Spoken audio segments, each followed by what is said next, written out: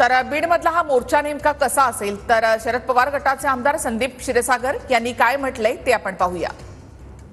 उद्या साधारणतः किती वाजता मोर्चाला सुरुवात होईल? कोण कोण या मोर्चाला त्यांच्या कुटुंबातलं या ठिकाणी? हे बघा 11 वाजता उद्या मोर्चा डॉक्टर बाबासाहेब आंबेडकरांना अभिवादन करून तिथे सर्वसामान्य लोकांमध्ये जो रोष आहे की ज्या पद्धतीने ठीक आहे काही लोक अटक झाले, पण सगळ्यांचं म्हणणं आहे की वाल्मिक कराड अटक झालेले नाहीत अजून। त्याच्यामुळं 28 तारखेला उद्या फक्त जिल्ह्यातूनच नाही तर महाराष्ट्र, आम्हाला जसं कळतं की महाराष्ट्रातून लोक उद्या रस्त्यावर येणार आहेत।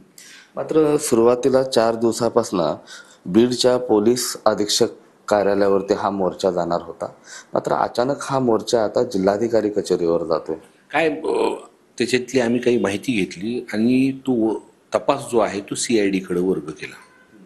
CID कडे वर्ग केला असताना म्हणजे आपल्याला जे काही निवेदन द्यायचं आहे तर मग जिल्हाधिकाऱ्यांच्या मार्फत आपण सरकारपर्यंत सर्वसामान्य लोकांचं जे काही या विषयाचं जे निवेदन आहे मग त्यांच्या मार्फत देऊ असे ठरवून सर्वांनी केलेले।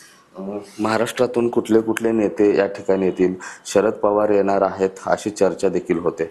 नाही, पवार साहेबांनी त्यांच्या कुटुंबाला सांत्वन देऊन ते गेलेले आहेत आणि उद्या सगळेच म्हणजे सर्वच पक्षाचे नेते हे पाठिंबा देतात आणि सर्व आता उद्या कोण कोण सर्वच महाराष्ट्रातले सर्वच लोक येणार। कॅमेरा पर्सन अभिजित पिसेसह मी महेंद्र कुमार मुधोळकर, TV9 मराठी, बीड।